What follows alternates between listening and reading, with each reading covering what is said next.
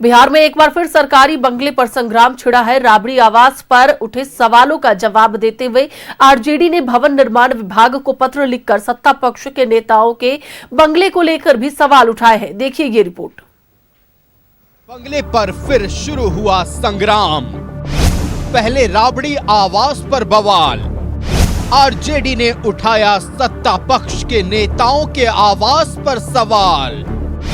RJD ने भवन निर्माण विभाग को लिखा पत्र, विभाग से औपचारिक स्पष्टीकरण की मांग।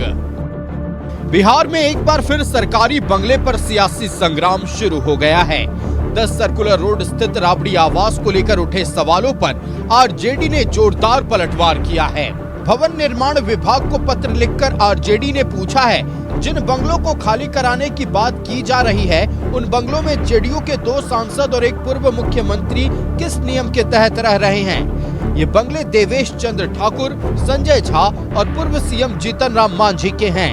इनके ऊपर कार्रवाई क्यों नहीं हो रही? हम लोगों ने ये चिट्ठी लिखा है कि भाई जो 2 लोगों को, जो रसूखदार लोगों को आपने जो सेंट्रल पूल से भवन आवंटित किया है और जो यहाँ के सदस्य नहीं है उसके बावजूद भी उनके नाम से है, मैंने किस हैसियत से रखे हुए हैं? वो चाहे संजय झा जी हों, चाहे देवेश चंद्र ठाकुर हों, चाहे जीतन राम मांझी के संदर्भ में जो भवन आवंटित किया गया है, ये किस हैसियत से किया गया है? ये सरकार को बताना चाहिए। क्या उनके आवंटित मकानों में भी कोई तहखाना है? क्या चीज़ छुपाना चाहते हैं? क्या किस हैसियत से और किस कारण से वो रखे हैं, उनको बताना चाहिए ये चीज़।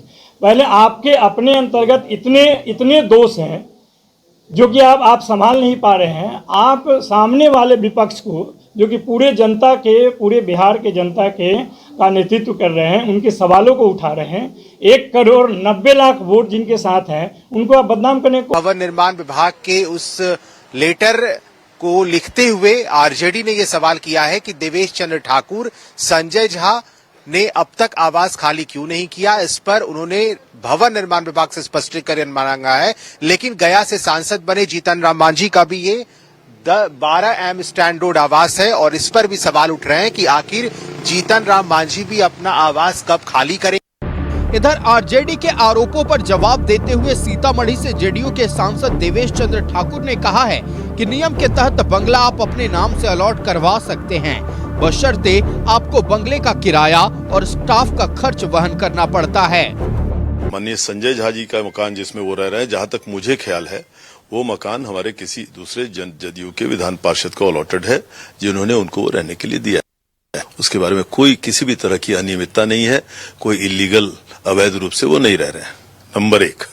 नंबर 2, देवेश चंद्र ठाकुर का जिस मकान में आप अभी यहाँ बैठे हुए हैं, मेरे सभापति के काल खत्म होने के बाद जब मैं सीतामढ़ी के महान जनता के आशीर्वाद से लोकसभा में निर्वाचित हुआ हूं, मैंने तुरंत विधान परिषद को लिखा कि मैं इस मकान को चाहता हूं कि मैं उसमें कंटिन्यू करूं। इसमें जो भी खर्चा लगेगा, जो भी रेंट लगेगा, बिजली का रेंट लगेगा, वो मैं अपनी तरफ से देने को।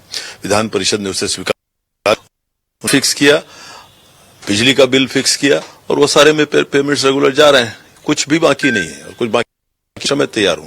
कोई भी अवैध रूप से यहां नहीं रह रहा है। ये कोई आरजेडी का मकान और आरजेडी का विधायक का नहीं है। उनको पूछिए, अपना जवाब दें जहां जो देना है। आरजेडी ने जेडीयू के कार्यकारी अध्यक्ष संजय झा पर गैर कानूनी तरीके से बंगले में रहने का आरोप लगाया है, लेकिन असल सच्चाई क्या है, देखिए। है कि यह संजय झा का आवास नहीं है। जो जेडीयू के कार्यकारी अध्यक्ष है वो संजय झा, उनको यह आवास अलॉट नहीं है। दरअसल यह आवास अलॉट है विधान पार्षद जो है जेडीयू के संजय कुमार सिंह उर्फ गांधी जी उर्फ संजय गांधी, जो जेडीयू के मुख्य सचेतक भी है, उनके नाम से यह आवास है। और आप यह आवास देख सकते हैं। संजय झा जो है यहाँ पर बतौर मेहमान रहा करते थे, चूंकि कार्यकारी अध्यक्ष भी है, वो जेडीयू के राष्ट्रीय कार्यकारी अध्यक्ष है और वो यहाँ रहा करते थे, एज ए गेस्ट रहा करते थे संजय झा। तो ये एक बड़ा खुलासा न्यूज 11 के दर्शकों के लिए हम कर रहे हैं कि ये संजय झा, जिनके ऊपर आरोप लगाया जा रहा है कि यहाँ पर सरकारी भवन में वो रह रहे हैं, तो ऐसे में आरजेडी ने जो आरोप लगाया था वो खारिज भी हो जाता है कि संजय झा पर जो राष्ट्रीय कार्यकारी अध्यक्ष है, उनके ऊपर जो उन्होंने इल्जाम लगाया था आरजेडी की तरफ से, वो खारिज हो जाता है। बहरहाल सरकारी बंगले पर सियासत लगातार जारी है।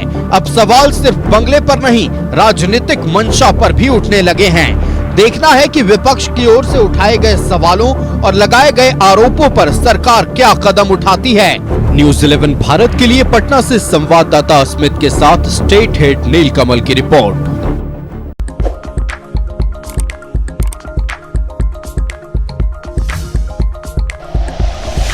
Like and share videos, subscribe करें हमारा चैनल और प्रेस करें बेल आइकॉन। न्यूज़ 11 भारत, सच है तो दिखेगा।